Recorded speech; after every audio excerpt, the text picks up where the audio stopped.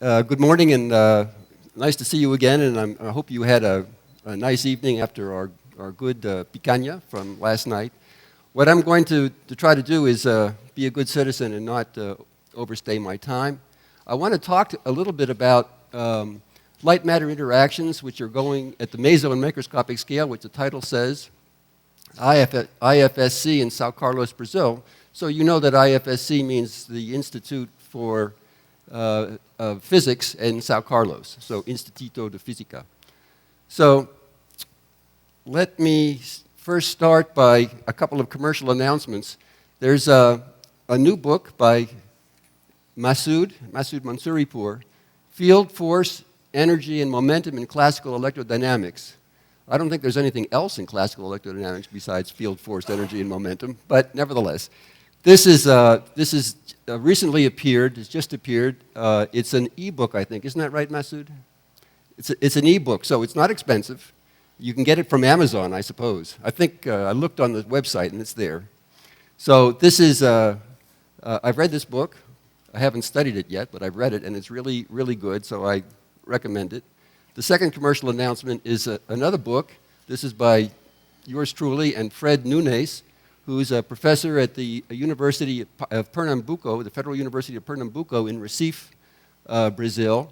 This is light matter interaction at the physics and engineering at the nanoscale. So it's a little different take on light matter interaction from Masoud's, but the idea is to try to sort of incorporate our normal ideas or familiar ideas of physics and how they relate to engineering and how one might design nanoscale devices starting from first principles. So the idea is to try to incorporate the design know-how built up from, say, circuit theory to nano phenomena.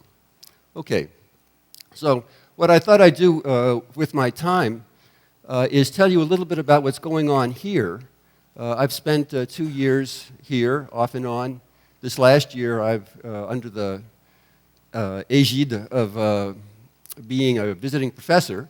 So I thought it might be interesting for those of you that come from outside to know what kind of activities are going on in physics and engineering at University of Sao Paulo and Sao Carlos. So in this IFSC, in this institute, in fact, there are 2 centers that have been established over the past decade or so. Vanderlei, where are you? There you are. Okay, so the first thing is called CPOF. CPOF is, of course, the initials for Center for Physics of Optics and Photonics. Or the P is actually not for physics; it's for pesquisa, which means research. But so it's Center for Research in Optics and Photonics, and this was established. Remember what year the first CPOF was?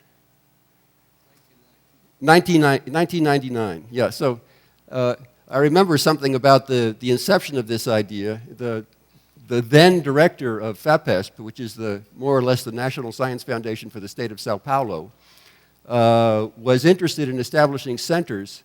And at the time, well, not quite at that time, but soon after I left the NSF, where I was interested, one of my responsibility was to manage centers, he was very much interested in visiting and seeing how NSF had conceived of centers and how they were managed. So from that interaction with him, he came back and thought it might be a good idea to start these CPOF centers. So the first one was in '99, and then it was renewed. And I think, what's the situation now, Vanderlei? Is CPOF coming to an end, or is it? Yeah, so it's coming. Now it's terminated. At the same time that CPOF ran its course, which really allowed a concentration of and a significant building up of capability in physics research here at IFSC, there was also, at the federal level, something called ENOF, which is National Institute for Optics and Photonics, which was a competition and which was entered here, and one of these institutes was established here. You see these names over here, CPOF and ENOF. And now, just this year, very recently, there's been a new program for yet another term of 10 to 11 years called CPID, which is going to be a new center for research, And this is even more ambitious than these initial attempts. This is going to comprise all these different kinds of activities which are going on in the IFSC. So just to list them: quantum gases, BEC, of course, this is Vanderlei, and quantum turbulence. You're going to hear about that a little later today. Cold atoms and ring cavities. This is Philippe Courtet, who's just recently joined the faculty here, strontium and maybe rubidium. He'll be talking later today about his research as well, and his group. Time and frequency standards are part of this. Daniel Magalhães, who is developing an atomic clock and time and frequency standards for Brazil. He has a whole group, and it's associated with the engineering department as well, or the engineering school here. Plasmonics and quantum objects. This is Euclides Marega, quantum dots, nanoscale objects of various kinds and their interaction with light. This is a new line of research which has just been established in the last couple of years and is just building up. I'll talk a little bit more about that later on. In biophotonics, Cristina Caracci. Cristina, you here? She was here, but I guess she's not here right now. So Cristina is heading up this effort, which is, again, interaction of light and matter, but now from a physiological or a biological standpoint. There's a big program on photodynamic therapy for skin diseases, cancer, other kinds of skin lesions, biophotonic diagnostics, materials processing for biophotonic applications in dentistry, for example. It's worthwhile, if you've got some time today, to walk across the street. If you walk in on the first floor, just right through the entrance and off to the left, down that hallway is all this activity on biophotonics. Okay, so let's focus a little bit more about nanoscience and nano-optics at the IFSC and the EESC. This is the engineering school. So the kinds of things that are going on here in nanoscience and nano-optics, just getting started. The first is building up a capability for nanofabrication. This is, of course, a huge investment. These are very expensive machines of instrumentation, but if you want to do nanoscience or nano-engineering, you've got to make these kinds of investments. So we have a focused ion beam, which was just established in the last year, electron and optical beam lithography, molecular beam epitaxy, metal deposition, chemical synthesis. This is the beginning of fabrication. Then for seeing what's going on the surface, we have just taken delivery on an atomic force microscope, E-beam microscopy. But this, in fact, we need a lot more diagnostics and characterization here to become a fully fledged nano lab or a nano center. So in device development, engineering nanoscale modulators, multiplexers, antennas, lenses, these are the kinds of things that Ben Borges and his group in the School of Engineering is doing. He's part of this new CPID and interacts strongly with the people in the Physics Institute. Numerical simulations. This is something which is now has gotten up and running in the last couple of months. These are some of the people at the IFSC that are working on numerical simulations. We've established a little computational cluster. It's called Heaviside. It's up and running. We have at present 6 compute nodes with 32 cores per node. And I just looked at it this morning, and it's already almost oversubscribed. So we're going to have to start to expand this a little bit. But with this kind of computational cluster, it's now possible to do FDTD solutions to Maxwell's equations, numerical computation of a Gross-Pitievsky equation, things like studying vortices or quantum turbulence, photon atom scattering in condensed cold gases.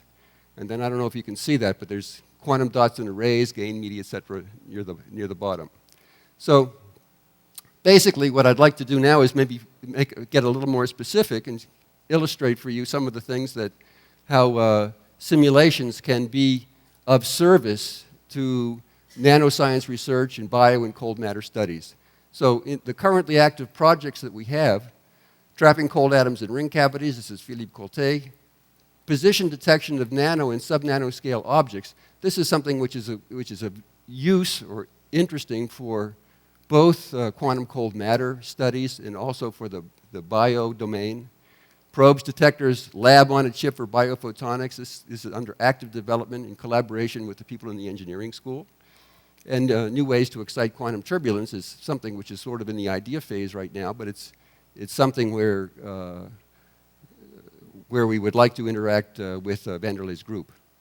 Okay, so I'll just give you two examples here to show how this can be useful. The example one is optimizing light transmission through subwavelength apertures in metal films.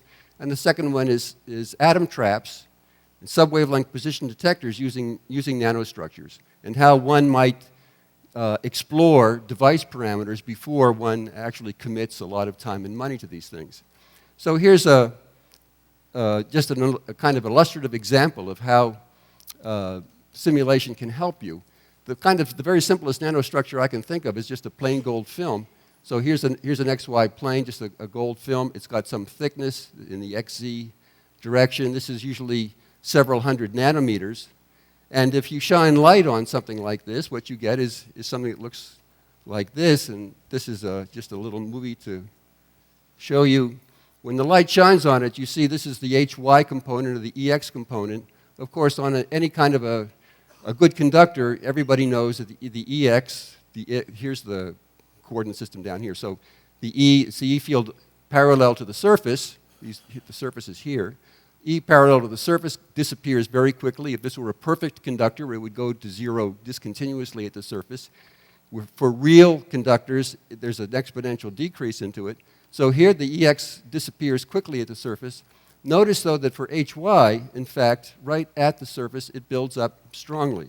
So you can see that, in fact, the amplitude, the H amplitude of the surface is very close to a factor of 2 times the amplitude of the original propagating wave.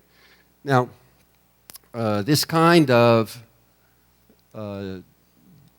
device, if we go one step more elaborate, so we have now a very simple nanostructure with a slit in the gold film. So now we just put a slit in here. We do the same thing by putting shining light on here.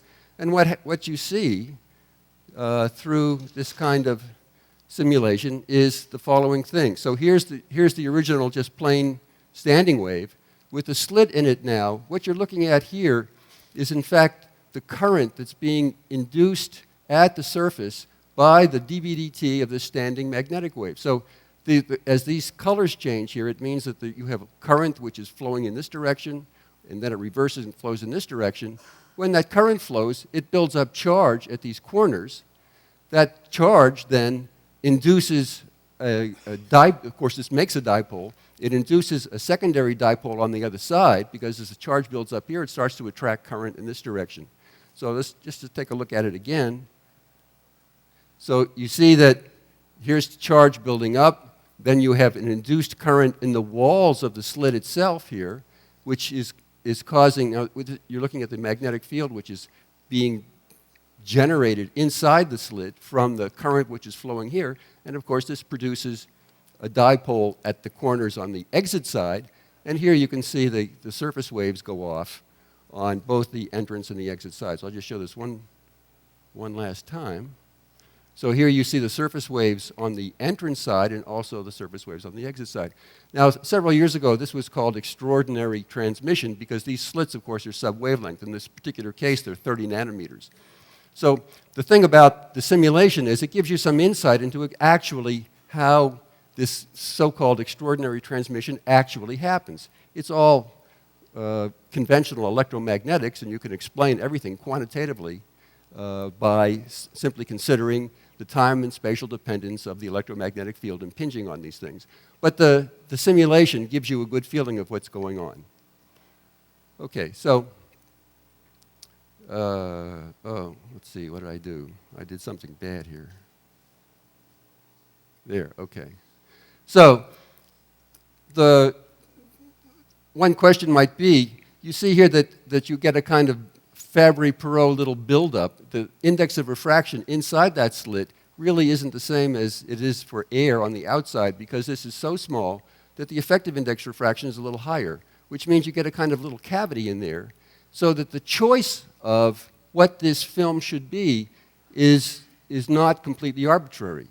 And so simulation can tell you, this is a series of simulations that are done similar to the calculation that I showed you here, but it's measuring transmission as a function of the thickness of that film. And what you see is you get these peaks. These are actually just Fabry-Perot peaks due to that kind of lossy cavity inside the slit. And what this helps you to do, this is all done with simulation, it helps you to know about where a good place is, for if you have 632 light, for example, 632 nanometer light, the best thickness for these kinds of studies is going to be around this vicinity, about 370 nanometers, which sort of makes sense. This is going to be about the lambda over 2 point for the effective index of refraction for that light. Okay, so it's just a little illustrative example of how numerical simulation can help you plan how to intelligently pick your experimental parameters. Here's another example. This, instead of being a linear slit, now we have a circular slit. This is in a silver film. And now we're going to excite this with radially polarized light, not circularly polarized. So the E fields are going off like this. So of course this is going to induce a dipole, a kind of a circular dipole on these edges like this. And if you look at a simulation, here is the EZ component, Z pointing up in this direction. It's a little hard to see here, but this is the actual film. The excitation is coming in this direction. This is the result of a simulation which shows that, in fact, on the exit side, what you get are circular waves which are evanescent. So these circular evanescent waves focus at the very center, so you get this very bright evanescent spot on the exit side. So this can be interesting for a number of different reasons. Or for a number of different applications. Here's an example of what it looks like looking down on that bright spot. So here is this white ring is the actual, is this ring here. And then this outer ring, I'll talk about in a second, this is actually a kind of mirror cavity that we've added to this a little later. So this has interesting possibilities as well, but once again, for a given wavelength of light, you'd like to know, what's the best ring radius to choose, what's the best thickness for different wavelengths of light. So if you want to make, for example, a trap of say, rubidium atoms, design a preparation for a rubidium optical trap, you might want to use a blue detuned laser at 532 nanometers and 1064. So this is obviously maybe a neodymium YAG kind of laser where you're using the fundamental and the frequency doubled for the red and the blue detuned, which is going to constitute the trap. This indicates where the maximum of transmission are for that kind of a structure at 1064 and what it is for 532. They don't exactly correspond to each other, but it helps you pick the best place, which is going to give you the maximum efficiency. Okay, so this is what one can do if you add a circular mirror. So now instead of just having a flat surface on the exit side, we just put, these are just silver barriers. It's just a ring going around. The evanescent waves which are launched at these points here spread out circularly, reflect off these things, come back in, and then reinforce here. So of course you want to know what the best diameter or the best radius for this ring is, and this again can be carried out by an investigation of these what we call parameter sweeps. It turns out that under the best circumstances you can get an amplitude gain here of about a factor of 5 if you use this kind of evanescent wave cavity. Okay, so this kind of thing might be interesting for trapping atoms. So this is just a calculation of the kind of optical trap that one can create along the center line of this thing. So if you look at the optical potential along here for a rubidium atom, subject to, here's the repulsive potential, here's the attractive potential. The net potential looks like this, and quantitatively one finds that it's perfectly practical to conceive of something like this to trap rubidium atoms. Okay, this is just again, just to show what the optical ring trap potential looks like. This is in the XY plane. You see at the center you have the sharp repulsion. It's actually this repulsion here along this axis. If you see it in a higher dimension, you see that it's actually a peak. This is a repulsive peak. And then this is where the atoms would sit, down here. Okay, so now taking that idea just one step further, we could imagine that instead of just having a flat surface here, you could add a little peak here, a little kind of tip. So then you can talk about subdiffraction limit position detection by adding a tip to the circular ring cavity. So now here's our mirror out here, a little tip here. So let's see what kind of a concentration of light we can get at this point. So once again, FDTD can do this for you. What you see is that you get a strong concentration at the end of the tip. This is what the amplitude looks like. This is for the E field intensity in the Z direction. The Z direction always being along here. So you see, this has interesting possibilities, maybe as a kind of precision detector. This light that's coming out here is almost entirely evanescent. So there's very little propagating light out here. So it's almost dark. If you now put some kind of a object up here, though, this evanescent light will couple to it and can produce perhaps a sensitive detector. So continuing with these kinds of simulations, this can be explored numerically. Put a glass substrate here, put a little sphere. It might be 100 nanometers or 200 nanometers or 50 nanometers. The distance between here is entirely variable. What you see here are more or less arbitrary nanoscale sized choices. This is not arbitrary. This has been optimized for 532 nanometer. This distance has been optimized. The actual tip was not particularly optimized because we didn't know how to do it, or at least we don't know how to do it yet. But this is kind of something that's quite possible to fabricate. So now what happens, you can ask yourself, or you can numerically solve this problem and see what kind of a situation, what kind of electromagnetic ambience that you have with this kind of a situation. So here, this is what you see. If you can do a series of experiments on a simulation where you scan this tip device with respect to this little sphere sitting on this glass substrate, and what you see is, of course, that this is the transmission as a function of the lateral displacement of the tip. As the tip gets to the point that you see over here, you get this strong decrease in the transmission, and this has a resolution for this particular setup of about 150, somewhere between 150 and 200 nanometers. So it's quite sub-wavelength, and it's what's another nice feature about it is that it's the contrast between the signal on and the signal off is quite high. Okay, so you can do this with a silver sphere. So you can see this looks like you're inducing a dipole in this metal sphere. You can also do it. You can substitute the silver sphere for a dielectric glass sphere and see what it looks like, what the electromagnetic field around this is. Do the same kind of scan. You see this also looks actually quite promising. And then finally, one can substitute, instead of using the kind of dielectric constants which come with conventional materials like silver and glass, you can actually add to a simulation a dispersion curve which would mimic a collection of atoms. So this is in fact what things look like if instead of having a glass sphere or a silver sphere on a surface, that you have a ball of rubidium atoms, and that you tune the light to its resonance, and the dispersion of the optical response of this thing is essentially a Lorentz-Drude model.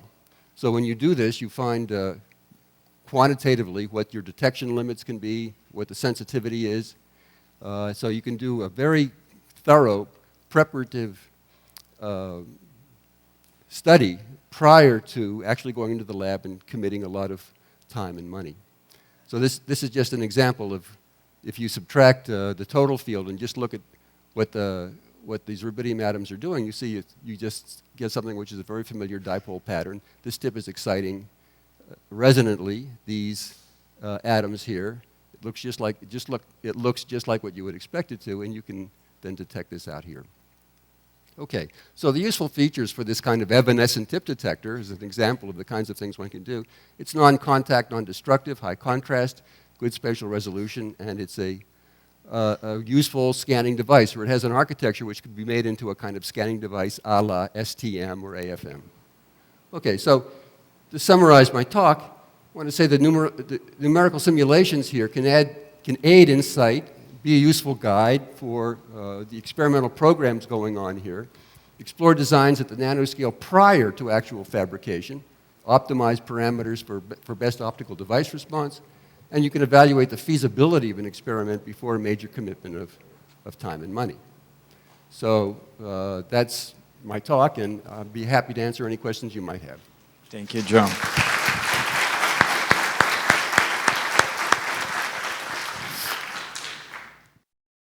John, I have listened to several talks where there was emphasis put on plasmons.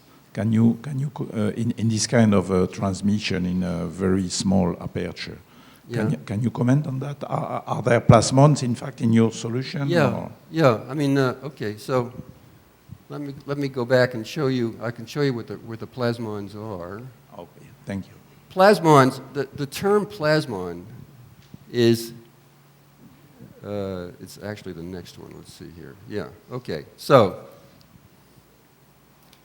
a plasmon is an electromagnetic surface wave. That's all it is. Okay. So if you look here, this is the result of a plane wave is impinging on this slit. So this is a subwavelength slit. What the electromagnetic field you see here, you're looking at the magnetic field component, which is in the y direction, which is perpendicular to the screen. Okay, and what you're seeing, I'll just so you can see how these plasmons work. Here you see. This is the net field where you've subtracted the incident field. So this is these little bumps going up here, these are the plasmons, okay? So this is what plasmons really look like. And it's basically, they're they're just alternating collections of surface charge. So you have surface charge moving along here. These little arcs are the alternating electric field from these alternating surface charges, and you see that you have, this is on the incident side, you have the wave or the buildup of the field inside, and you have them on the outside as well. So here you see the amplitude is less strong, but you can still see that they're moving out on the exit side as well. So these surface waves, if you far away, you don't detect them. What you detect far away, of course, is the propagating modes. So. But anyway, plasmons are surface waves. That's all there is to it. No, when you do your simulations, do you have a spatial grid, or do you expand in some convenient eigenfunctions or something like that? Just no, technique. it's FDTD. So finite difference time domain.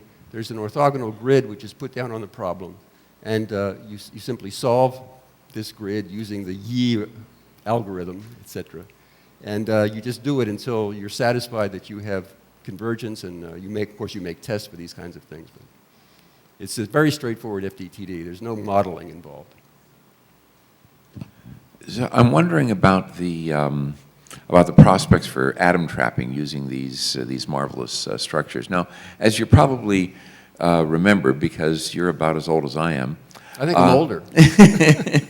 Back in the old days, the Russian group of Lotokov, Belikin did some stuff, some very simple things with what fields would look like on the other side of small apertures, and proposed these as traps. And as far as I know, nobody ever trapped anything on those kinds of structures. And so what I'm wondering is there something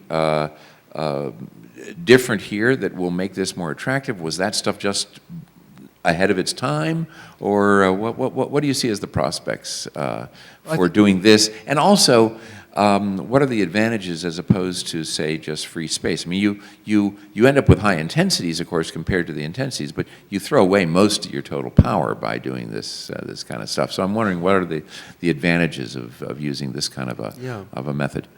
Okay, well, I think that there's a number of questions in your question.